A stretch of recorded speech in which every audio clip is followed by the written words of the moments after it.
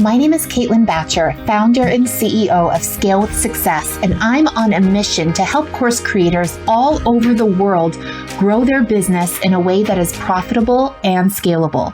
We're sharing revealing conversations about what it really takes to scale an online course business to millions of dollars per year. Join us here to discover the tough decisions we've had to make, the biggest failures we've had to bounce back from, and the learnings that emerged every step of the way. We are so grateful that we have the chance to share it all with you right here on Scale with Success, the podcast built for course creators. Let's get started. When Facebook ads aren't working, how do I get more people into my funnel? So there's two things that I want to talk about. The first is if they're not working, create a plan to make them work. And I just want to say that because I think a lot of times what happens is we just start to come up with like workarounds. Well, my ads don't work, so I'm just going to be doing these other things. And ideally, you want to be able to pinpoint where are you now in terms of ROAS and ad spend, right? So if you have let's say you currently have a 5x ROAS and you're spending $30K per month, okay? But let's say to get to where you want to go, you need to maintain that 5x ROAS, but you need to spend $60K a month. Well, now you know where you are and where you want to go, and you can start to scale spend and then be like, oh, what falls apart? Like as I'm scaling spend and I'm monitoring it every week, now I'm going to go back into the KPIs and see what is not working with my funnel, what needs to be improved. And even like within the ad itself, what's happening? Are people seeing the ad too frequently? Is this particular audience just exhausted?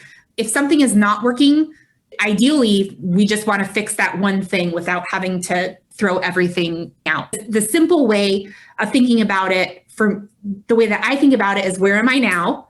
So like in terms of ROAS and ad spend, where am I right now? Where do I want to be? And then coming up with what is the plan of action to get there, whether it's me coming up with a plan or someone else coming up with a plan. I just want to see the actual words on the paper, like show me what your plan is. And I also need to know who's going to help, because I'm not doing this all by myself. So who on the team is helping me do this? What's the plan? What are the check-in points? If something's not working, let's go back to the plan. What do we need to change? All of that. And then the second piece of that is there's a lot that we can do regarding organic foundation. And then what really happens is that we find ourselves start to get busy and we're letting certain things go because we don't have the time to do those things and we haven't hired someone else to do those things for us. Or we're doing something and we're just waiting to feel creatively inspired to do it. And the reality is that the momentum comes from repetition and consistency and kind of being boring, right? And so making sure that you have a process in place to produce consistent content. What is the weekly core content? Is it a blog post? Is it a podcast? Is it a live stream? Whatever it is. And that there's also a process to just repurpose that. So who on your team, or maybe it's you for now, is going to take that one blog post or that one live stream and break it up and then make content for all the different social media channels, whichever ones that you're on. And then also, what are the regular, if you're doing guest blogs or if you're going to be a podcast guest spots, like you should have a year filled up with what's on the calendar. Like, oh, I see that next quarter, I'm going to be on 4 different podcasts and I have 2 guest blogging opportunities. And it's already on the calendar scheduled. So what you don't want to happen is wait until you're in a spot where you're in a tight spot and you're like, oh man, the ROAS is really starting to dip. Now I got to scrounge something together.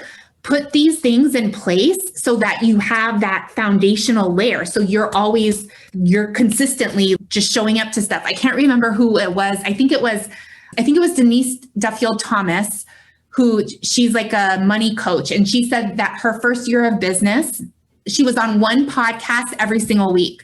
And that was like her primary thing. She was just like, I'm going to be on someone else's podcast every single week to just build that authority and visibility by leveraging time and relationships, not money, because it doesn't cost you money to do that, but time and relationships. And the third one here is pre-scheduled affiliate partnerships. So just like you have the calendar booked out with, oh, I know I'm going to do a guest blog on this month here and this one there and a podcast guest here, you also want to have those affiliate partnerships. So if you didn't get a chance to watch the profitable partnership training that we did earlier this afternoon, make sure that you watch the recording. That'll be up by Friday.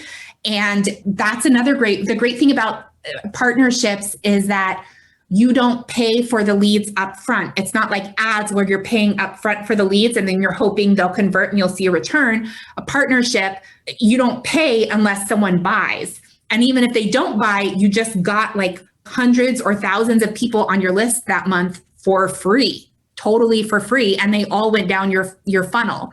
So a lot of times people think of, we talked a little bit about on that training earlier today of the concept of 3 ways to grow your audience or to get people through your funnel. It's either time, which is posting organically, which is good, but then money, so like paying for ads. And then the third one is relationships. It's important to have all 3 going so that it's just about risk mitigation, right? You don't ever want to be in a place where you're like, oh my gosh, I had all my revenue relying on this specific thing happening, and so now I'm screwed.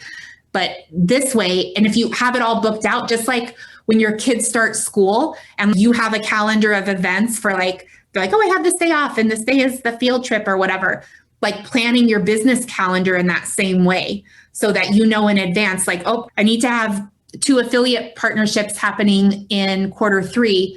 So what are those going to be? And then you're planning those out for Q3, but you're doing it in Q2. And then the last thing is a live event. I guess now with COVID, a lot of people obviously aren't doing those as much, or maybe I think they're starting to again, I don't know, but it could be like a live in-person event, or it could be a live event. Maybe you want to do a live challenge, or you want to host a summit, or I don't know, you want to do something live, then that's always an option. But you shouldn't need to do live events if all of these things are happening.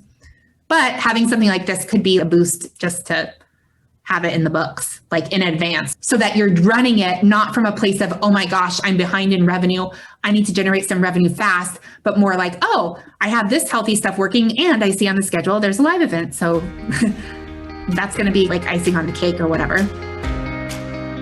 Are you ready to scale your online course business so you can impact the lives of more people and create real change in the world? Join us inside our signature program, Scale with Success, where you'll get the content, coaching, and community you need to successfully implement our proven process to help you scale, so you can start reaping the rewards of running a highly profitable online course business. Scale with Success is a multi-year group coaching experience built for online course creators who are ready to scale their business to and through $1 million with certainty as a result of having the right support at the right time. What are you waiting for? Click over to scalewithsuccess.com and apply now.